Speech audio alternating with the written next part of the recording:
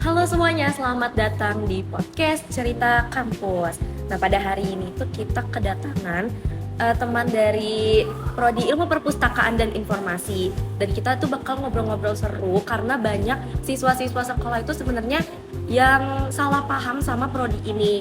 Mereka tuh kebanyakan mikirnya, aduh prodi ini tuh cuma ngurusin buku doang di perpustakaan. Padahal aslinya banyak banget yang bisa dipelajarin dari prodi ini. Nah, biar nggak salah paham ini, hari ini aku ditemani sama dua orang mahasiswa Prodi Ilmu Perpustakaan dan Informasi. Bisa perkenalan dulu? Halo semuanya, perkenalkan nama gue Makfira, gue dari Ilpus Undip angkatan 2024. Halo semuanya, perkenalkan gue Davan Gra Ramadan, gue dari Prodi Ilmu Perpustakaan Universitas Diponegoro, angkatan 2024. Berarti kalian tahun ini semester berapa ya? Tahun ini semester 3. 3. Semester 3. Oke, kita bisa langsung masuk ke intinya aja ya. Jadi aku mau nanya beberapa pertanyaan yang mungkin bisa dipakai sama nanti adik-adik yang nonton podcast ini sebagai bahan pertimbangan buat milih jurusan kuliah. Oke, untuk pertanyaan yang pertama itu, kenapa sih dulu kalian memilih prodi ini buat dimasukin? Oke, gue dulu yang Ya. jawab. Gue sendiri jujurnya prodi ini tuh second choice. Second choice? Ya pilihan pertama gue tuh nggak di Ilpus, cuma keterimanya ada di Ilpus dan ya udah jalanin aja gitu. Emang pilihan pertamanya di mana kalau boleh tahu? Aku pilihan pertamanya itu ada di psikologi Undip. Oh, psikologi. Iya. Kalau Kak Dava sendiri gimana? Kalau gue dari waktu SMA dulu kan, setelah pengumuman siswa eligible, gue belum tahu mau ambil apa. Jadi gue konsultasi dulu sama BK gue. Nah, BK gue ngasih saran, lu ambil jurusan ilmu perpustakaan aja. Di situ lu peluang kerjanya tuh banyak. Lu bisa jadi pustakawan, jadi arsiparis, dan data analis.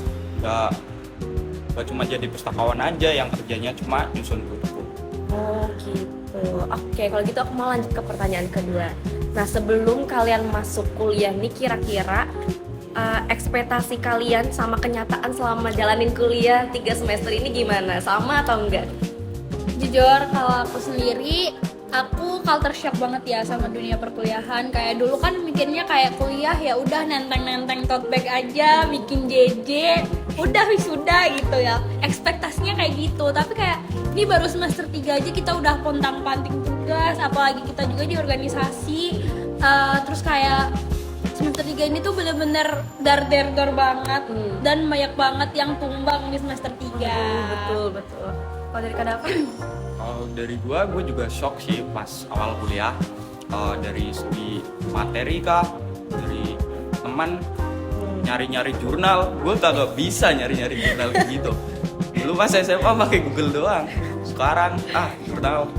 Google sama Brandly. Sama Brandly, ya sama. Sebenarnya ada juga teman aku dari prodi yang sama, Ilpus di Undip juga. Dia tuh cerita kalau misalnya selama masuk kuliah ini dia juga culture shock karena ternyata tugas yang diterima banyak banget karena dia itu lulusan dari SMK gitu kan. Sedangkan kan kalau SMK itu kebanyakan praktek dan nggak banyak ngerjain tugas. Jadi kira-kira gitu ya sama perasaan kalian? Bener. Oke. Kalau gitu aku mau lanjut ke pertanyaan ketiga. Kira-kira ada nggak mata kuliah yang menurut kalian seru dan yang paling menantang tuh juga yang mana? Dava dulu. Kalau menurut gue yang seru tuh kearsipan. Karena emang gue masuk sini pengen jadi arsiparis. Terus kalau yang paling menantang sih klasifikasi. Dari karena tuh kita harus tahu kode yang pas untuk buku itu. Nah, untuk nyari kode itu kita punya buku panduan di situ. Yang tebelnya tuh 1 volume bisa 1000 halaman. Itu ada berapa volume itu? Ada 4. Wow, banyak banget ya. Kalau dari gue sendiri, di semester ini matkul yang gue senang banget itu tuh PPBP, itu tentang pelestarian bahan pustaka. Kenapa gue senang? Karena di semester ini kita banyak banget ngelakuin praktek. Kita kemarin udah praktek ngebor buku ya. Kita juga udah ngejahit buku, kita juga udah nyampulin buku, dan kita udah nyari koran sampai malam-malam banget. Karena itu juga salah satu bahan praktek kita. Dan matkul yang menurut gue susah di semester ini tuh juga klasifikasi. Sebenarnya nggak yang susah-susah banget karena di semester sebelumnya kita udah dapat pengantarnya. Cuma ya itu tadi, karena kita harus nyari nomor yang pas dengan dengan sesuai pedoman yang 4 volume tadi, dan semua bukunya itu tuh full bahasa Inggris. Jadi kita kayak harus ngerti bahasa Inggris juga, kita juga harus ngerti subjek apa yang mau kita pakai. Kalau dari yang gue dengar dari temen gue nih, katanya change pas kalian ikut pengantar klasifikasi, maksudnya change kelulusannya ya, lolosnya itu kayak kecil gitu, emang betul?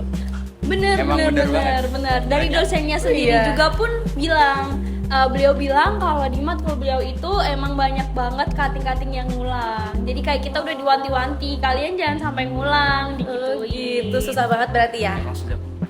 Oke, kalau gitu aku mau lanjut ke pertanyaan keempat. Kalau soal prospek kerja, kalian sendiri tuh bayanginnya itu bisa kerja di bidang apa aja selain pustakawan?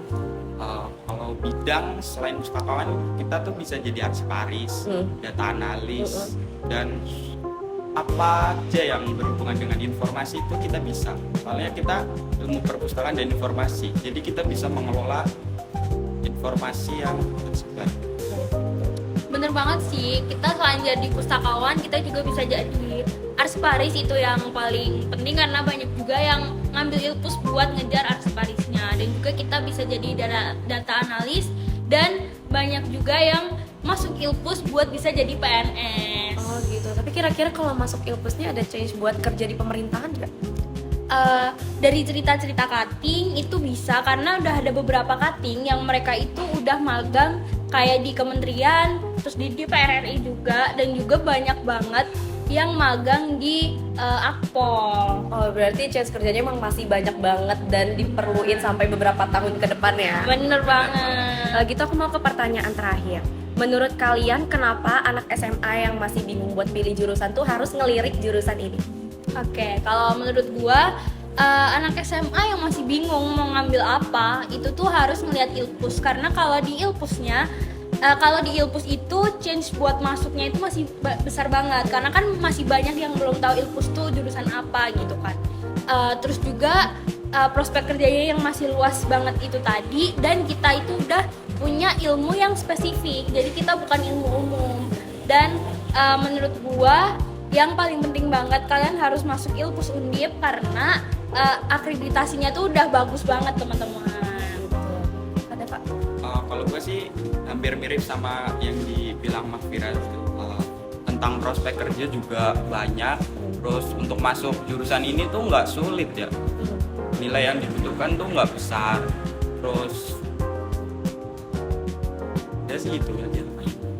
Nah sebelum aku tutup podcastnya, aku mau tanya soal mitos atau fakta gitu. Kalian jawab ya, mitos atau fakta? Kalau di kuliah itu gampang nemuin pasangan? Mitos. Mitos. Terus Kenapa? Jelasin. Karena kalau buat nemuin pasangan itu susah, cuma kalau temen itu gampang banget karena tumbal lantainya adalah teman. Tapi buat masuk ke jenjang selanjutnya yang lebih dari teman itu susah banget teman-teman. Kenapa itu? Kebanyakan HTS. Bener banget, HTS tuh di mana-mana. Gimana kalau menurut Kak Dava? Gimana?